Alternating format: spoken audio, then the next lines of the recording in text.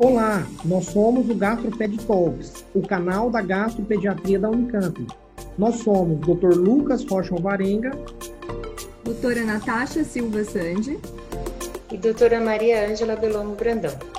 O GastroPed Talks é um canal sobre gastroenterologia, patologia e nutrição pediátricas, com foco em profissionais de saúde, em que vamos discutir temas e evidências atuais com base em guidelines, artigos científicos e entrevistaremos profissionais de destaque na área.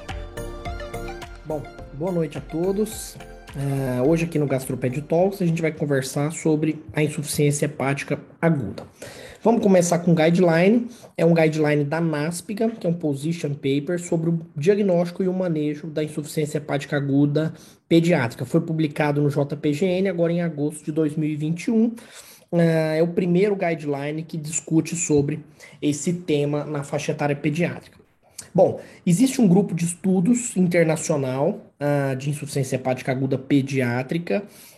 Eles caracterizam e definem a insuficiência hepática aguda como sendo uma doença de início súbito, sem qualquer evidência de outra hepatopatia crônica, associada a uma lesão claramente definida bioquimicamente como uma lesão hepática, associado a uma coagulopatia não corrigida com a vitamina K.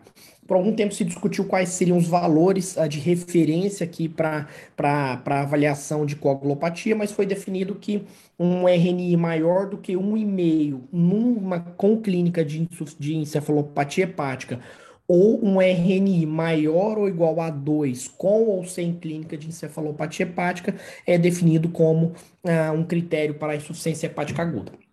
Um grupo de estudos define que, na verdade, mais importante do que o diagnóstico etiológico aqui é definir se esse paciente que está em insuficiência hepática aguda tem risco de evoluir para transplante ou risco de evoluir para óbito.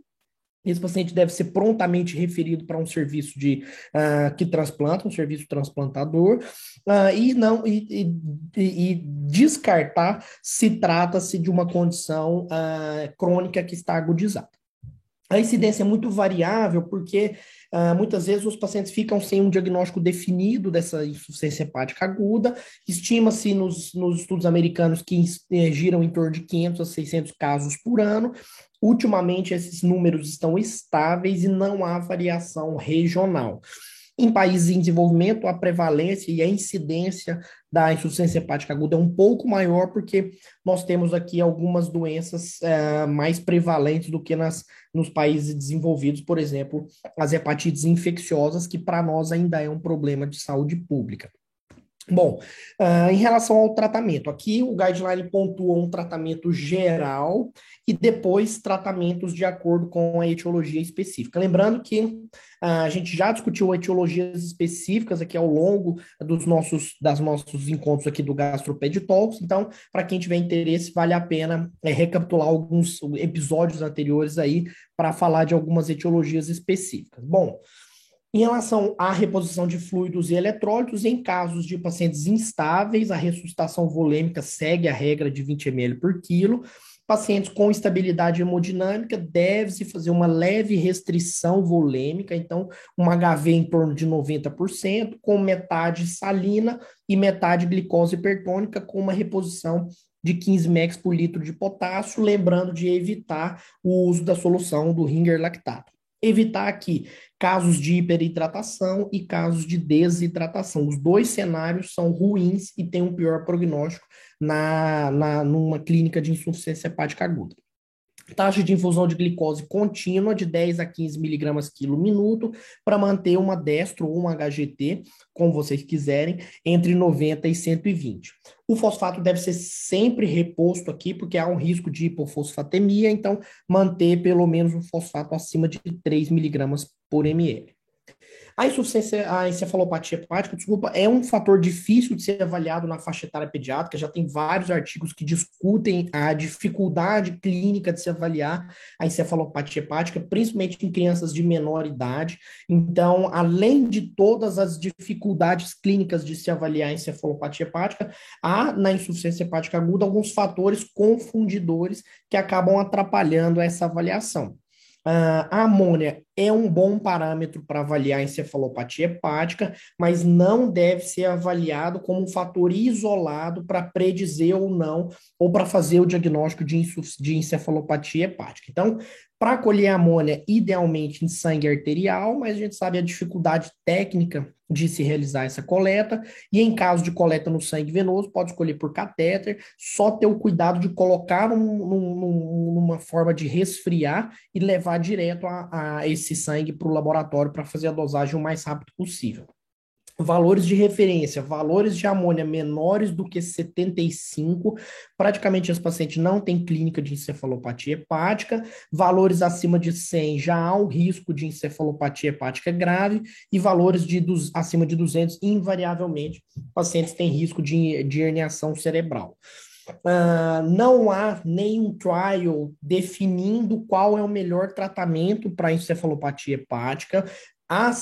Utiliza-se muito mais a lactulose do que a rifaximina, mas isso é mais empírico do que teórico. Mas alguns estudos já mostram que realmente a lactulose ela tem um valor melhor em diminuir a amônia e em melhorar a clínica de encefalopatia hepática aqui nesse cenário. Edema cerebral é a complicação mais comum, é o evento final de uma encefalopatia hepática, principalmente graus 3 e 4. Há uma clínica de hipertensão intracraniana, então alteração de pupila, hipertensão paroxística, Babinski positivo.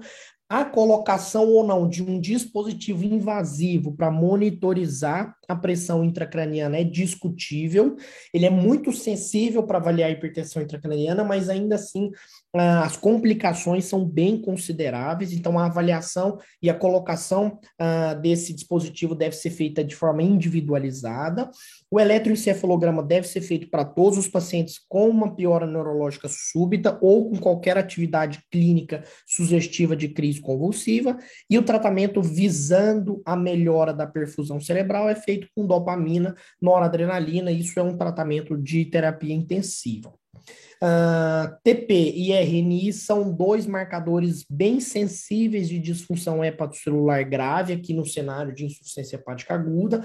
A gente sabe que há um desbalanço entre fatores pró e anticoagulantes, ao passo que esse paciente fica bem vulnerável a estados trombóticos, ficam com uma hipercoagulabilidade muito intensa. Então, grandes tromboses aqui são complicações de qualquer insuficiência hepática aguda.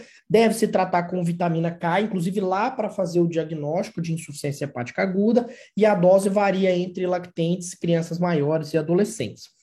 Não utilizar via oral e ter muito cuidado, é um black box em relação ao uso da vitamina K intramuscular ou endovenosa. Plasma fresco congelado não utilizar para corrigir a coagulopatia e utilizar somente na véspera de procedimentos invasivos com a coagulopatia presente. A lesão renal aguda é a alteração renal mais comum, pode acontecer por nefrotoxicidade das medicações utilizadas, que inclusive causam insuficiência hepática aguda, ou pode ser decorrente das complicações de um sangramento da própria insuficiência hepática aguda.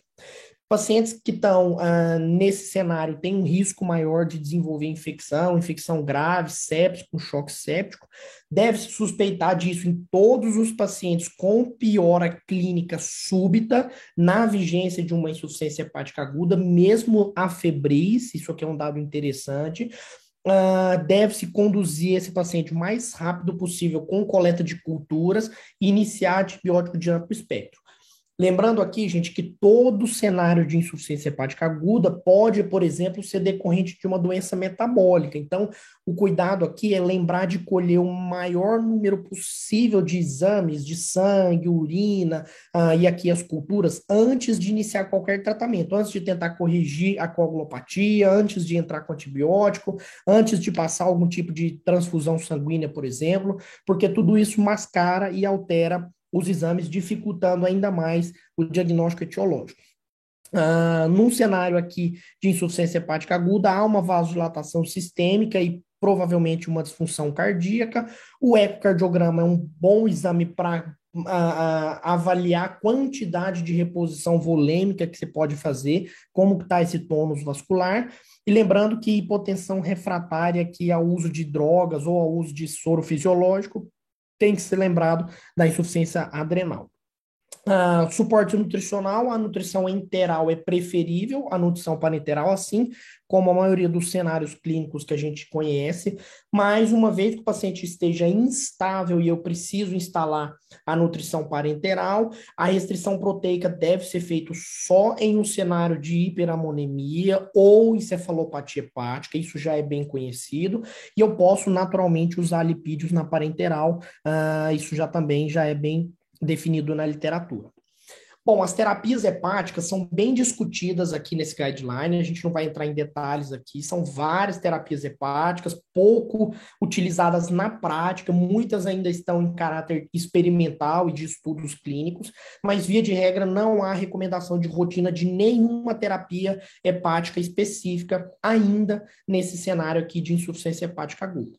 Bom, o transplante, apesar de ter mudado muito o curso natural de uma encefalopatia hepática ou de uma insuficiência hepática aguda, desculpa, existe a era pós e pré-transplante, ainda assim a mortalidade é muito grande, 10% dos transplantes hepáticos feitos no mundo inteiro são dentro de um cenário de insuficiência hepática, e os scores que a gente conhece, do King Scores, do Lille, são scores binários, ou seja, eles avaliam ou desfecho para morte ou desfecho para transplante. Isso acaba gerando algumas limitações, mas são os scores que a gente tem aqui para definir, inclusive, para colocar esse paciente na fila do transplante.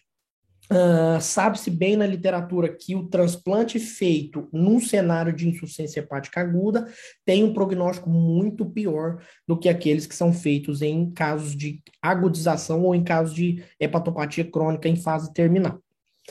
Bom, agora em relação a etiologias específicas, no cenário de insuficiência hepática aguda.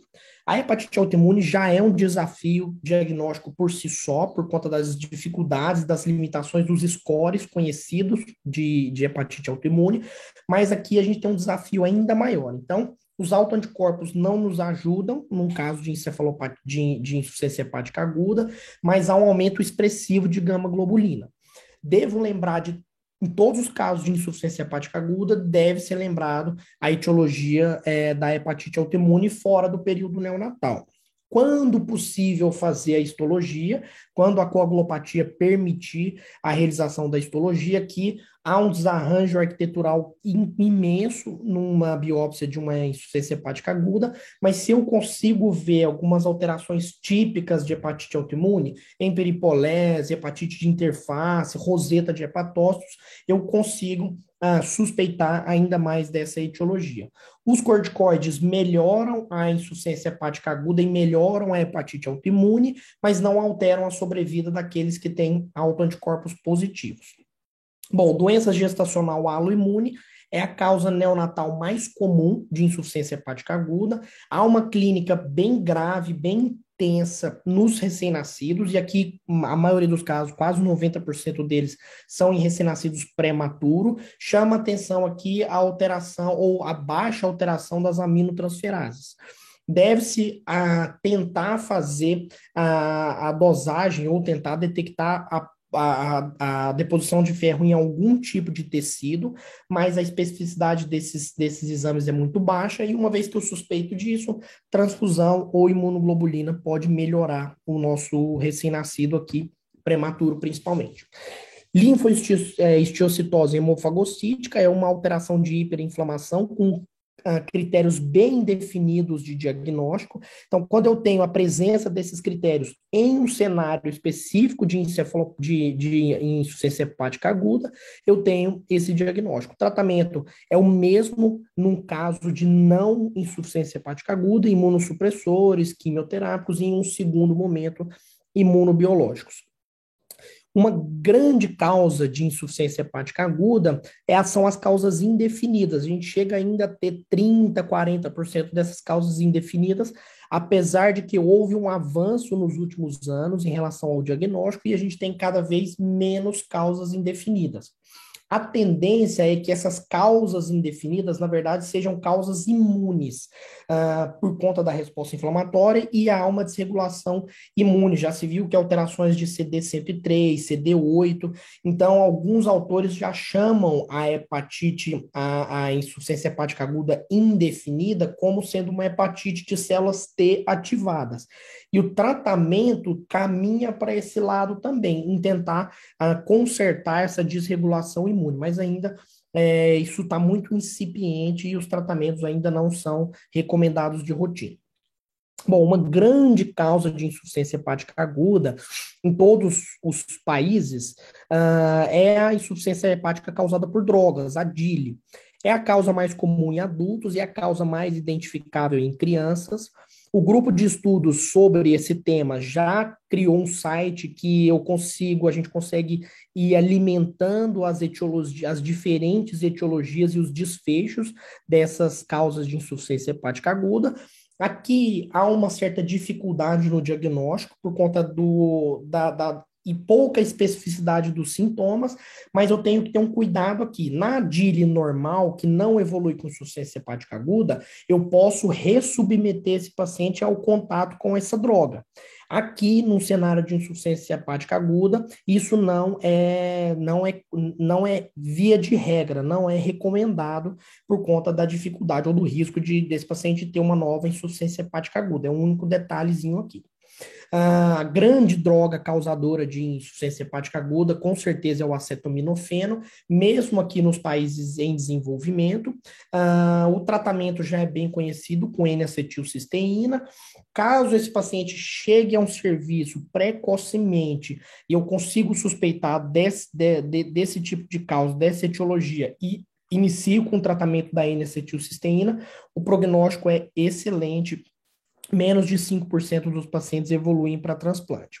Lembrando que já foi tentado o uso da N-acetilcisteína em outras causas de insuficiência hepática aguda que não são por acetaminofeno.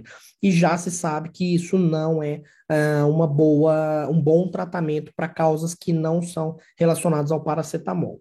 Outras causas que devem ser lembradas aqui, principalmente em crianças mais velhas, o uso de anticonvulsivantes é a causa mais comum fora do paracetamol. Lembrando que o ácido valproico, alguns autores colocam que seria uma contraindicação absoluta ao transplante hepático.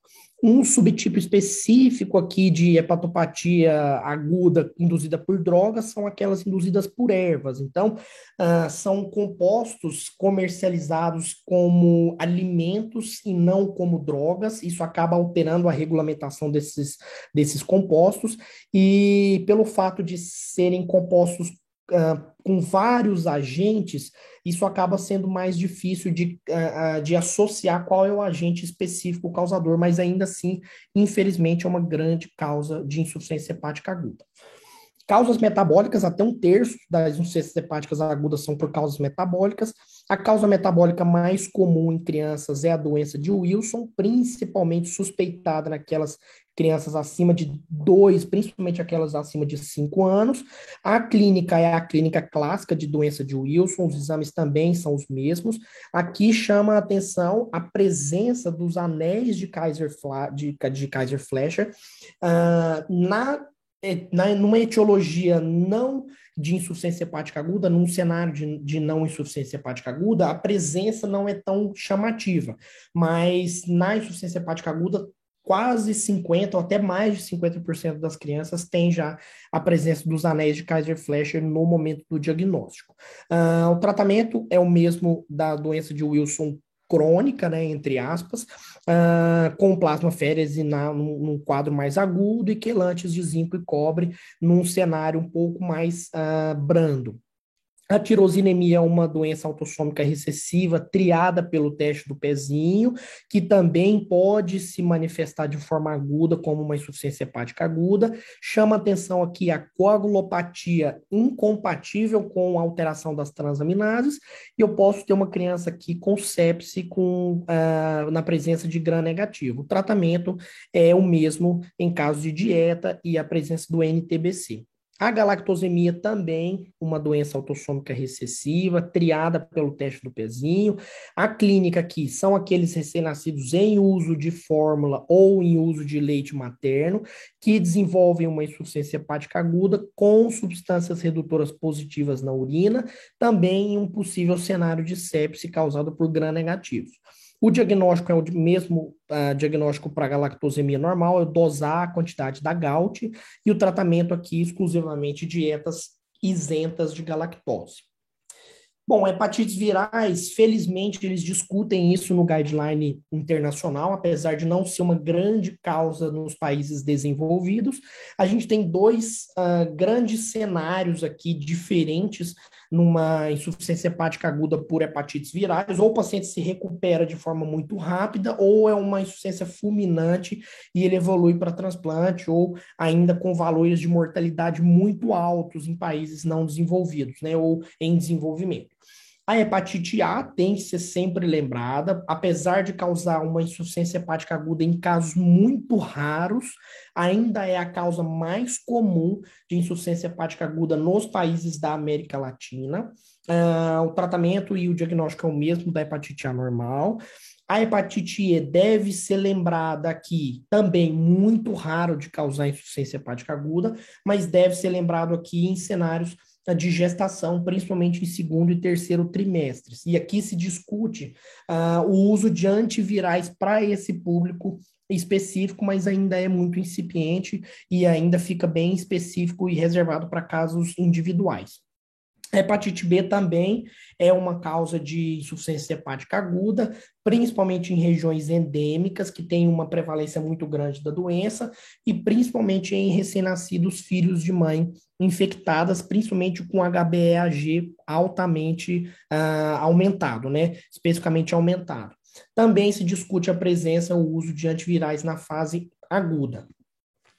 Bom, outros vírus, a herpes é uma causa mais comum, uma das causas principais de encefalopatia, de insuficiência hepática aguda neonatal. Há um comprometimento sistêmico e uma alta mortalidade.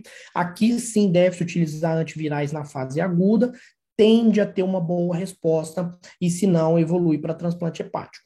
Epstein-Barr, todo mundo sabe que a maioria das pessoas entra em contato com Epstein-Barr ao longo da vida, raramente eles desenvolvem a insuficiência hepática aguda pelo Epstein-Barr, geralmente é uma doença autolimitada e leve, e o diagnóstico deve ser feito da mesma forma, com sorologia, PCR e a biópsia aqui em casos muito selecionados. CMV também é uma das causas de insuficiência hepática aguda neonatal. Deve-se utilizar aqui antivirais, principalmente suspeitado em casos de mães CMV positivas. Adenovírus, alguns subtipos do adenovírus podem desenvolver sintomas do trato gastrointestinal e no fígado em pessoas, em crianças imunossuprimidas, e isso gera uma alta mortalidade.